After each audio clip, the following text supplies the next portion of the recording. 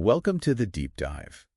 Okay, so our mission today was pretty unusual. We took a stack of sources, basically 12 randomly selected biblical verses, Right. and ran them through 4 different English translations.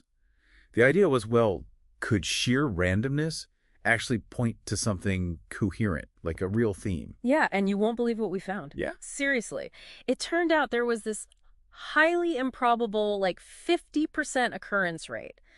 Half the verses, all clustered around this core idea, this network focusing on sovereignty and lineage for a random selection. The odds are just astronomical. It's wild. And that signal gave us these 6 keywords that just kept popping up. Seed, fall, king, kingdom, son, and daughter. Exactly. And it's more than just a list, right? It's like this duality. You've got the lineage terms, seed, son, daughter. And they're sort of the engine, the mechanism for the sovereignty terms, king, kingdom, and even the fall. Okay, so let's unpack this a bit, maybe starting with the foundation. What's fascinating is even the verses that look like outliers at first, they're actually critical context. Like, we had Psalm 77.5. Remembering ancient years, and Exodus 18.8, Moses recounting history. They set the stage, right? Yeah. Grounding it all in the covenant. You kind of need that bedrock before you even talk kingdom. Absolutely. You need that history, that covenant promise. And once that's there, the connection between seed and kingdom just jumps out. Okay. So the Hebrew word zera, seed, it has this crucial double meaning. It means, lots of descendants, the nation. Right. Plural sense. But it also points really strongly sometimes to the singular.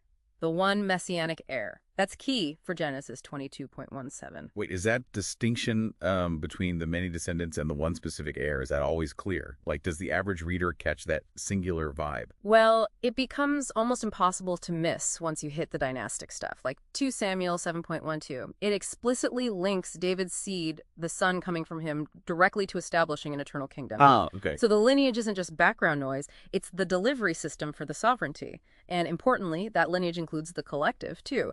That's where the daughter keyword fits. Right. Where the son is maybe the individual heir, the daughter, like daughter of Zion, often represents the people, the capital city, the collective body that the king rules. Okay, I see. So king rules the kingdom, which is embodied by the daughter, and the line continues through the son, the seed. You got it. But then here's where it gets, complicated. The fall. Even a divinely promised kingdom has rules, right? Covenant rules. Exactly. And when they don't stick to them, judgment follows. We saw that so clearly in Ezekiel 4.2. That symbolic siege of Jerusalem. Yeah. That's the capital, the daughter undergoing Nephal, the fall. It directly links the kingdom's failure to the fate of the collective daughter. Such a powerful image. But what's really interesting is that the judgment, the fall, it isn't necessarily the end of the story. Right. Even in the middle of exile and judgment, that original promise, the seed promise, it stays alive. You see it in Ezekiel 17.22. God takes this tender one, a sprig from the cedar that's royal imagery. Right, royalty. And plants it again. It signifies restoration, rebuilding the broken lineage, and eventually rebuilding the kingdom itself. So the core theme holds up, this narrative arc. But what about the translations? Does the choice of text, like the underlying Greek or Hebrew, change how you feel that promise? We looked at the ASV, the American Standard Version, which comes from the Hebrew Masoretic Text. The MT, yeah. And compared it to the Charles Thomson Bible, which is based on the old Greek Septuagint, the LXX. Right, and what we found was pretty clear for this specific theme anyway.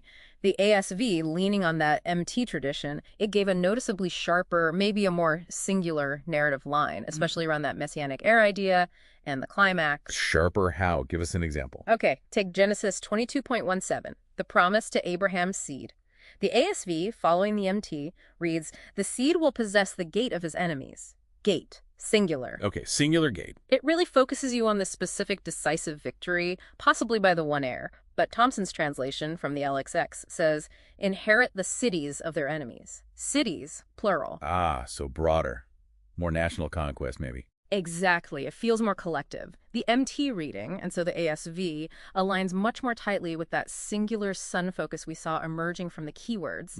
And you even see it in structure. Like in Jeremiah, the ASV MT places the big judgment on Babylon right at the end, chapters 50-51. Right. Which creates this really strong climax, almost echoing that final fallen is Babylon the Great you got in Revelation. It feels very purposeful. Wow. Okay, so wrapping this up, it's pretty incredible. A totally random selection of verses, and yet this clear linear narrative pops out. Yeah, undeniable. From the initial promise of the seed to setting up the kingdom, through the king, his son, his daughter, then the tragic fall, but always with that ultimate guarantee of restoration. And the translation choice, like using the ASV based on the Hebrew text, it really can shape how focused and maybe how climactic that whole story feels to you, the reader. It definitely sharpens the edges of this particular narrative thread. So for a final thought, something for you to chew on.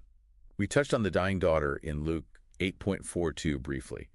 Think about how that connects to the bigger biblical picture, that recurring trope of the daughter of Zion in trouble. It ensures that the individual suffering, like one child's plight, is never just isolated. It's always plugged into the collective destiny of the whole nation, the whole people, and ultimately the fate of the kingdom itself. That link makes the stakes feel, well, immediate, personal, and cosmic all at once.